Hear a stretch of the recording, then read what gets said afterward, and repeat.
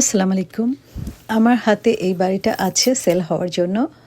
যারা আগ্রহী আমার সাথে যোগাযোগ করতে পারো।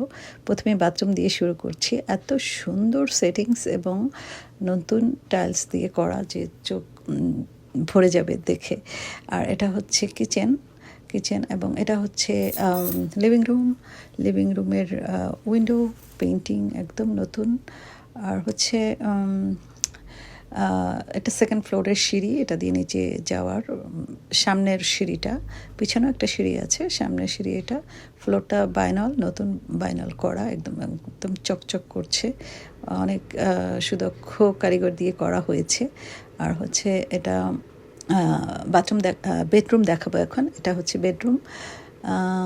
এটা দুইটা উইন্ডো আছে, একটা ছোট এবং একটা বড়। একটা ক্লোজেট আসছে। আর হচ্ছে এটা অ্যাপার্টমেন্ট বিল্ডিংগুলোর মতোই অনেক হাইট, মানে উঁচু। ভিতরে থেকে থাকলে মনে হবে যেন আমি অ্যাপার্টমেন্ট বিল্ডিংয়ে আছি। সাধারণত প্রাইভেট বাড়িগুলিতে হাইট অনেক নিচু হয়, কিন্তু এই বাড়িটার হাইটটা অনেক উঁচু এবং গাঁথনি অনেক শক্ত। টাইলস করা পুরোটা বাথরুম। আর হচ্ছে নতুন লাইটিং সিস্টেম।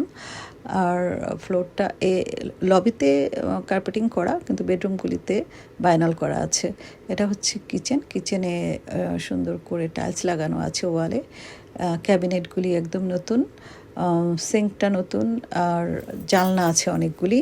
বাংলাদেশি যে রান্নাবান্না হয় সেগুলি ঘরে ভিতরে যাওয়ার কোনো সম্ভাবনা নাই, গন্ধ বাইরে চলে যাবে। এটা হচ্ছে এটিকে যাওয়ার সিঁড়ি, কার্পেটিং করা সম্পূর্ণ নতুনভাবে।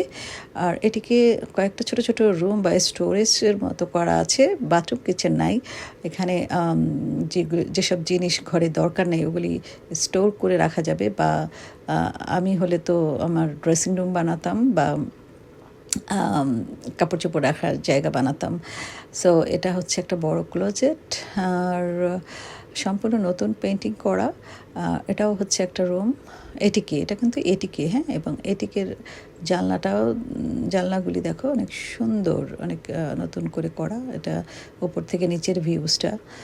সো এটিকটাও কমপ্লিট, একদম কিচ্ছু করতে হবে না, রেডি টু মুভ একটা ঘর। আর হচ্ছে গিয়ে কার্পেটিংটা দেখতেই পাচ্ছ একদম নতুন। এবার আমি তোমাদেরকে নিয়ে যাব ফার্স্ট ফ্লোরে। এটিকে খোলামেলা আলো বাতাস একদম ভরপুর। এটা হচ্ছে ফার্স্ট ফ্লোরের কিচেন, সেম ওয়েতেই দোতলার মতোই করা, নতুন পেইন্টিংস, নতুন ফ্লোর, একদম খুবই শক্ত।